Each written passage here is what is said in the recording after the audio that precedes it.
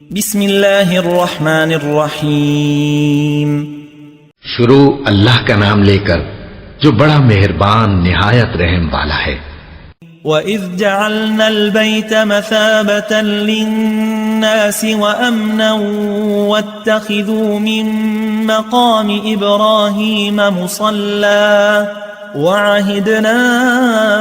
إِلَىٰ إِبْرَاهِيمَ وَإِسْمَاعِيلَ أَن طَهِّرَا بَيْتِيَ لِلطَّائِفِينَ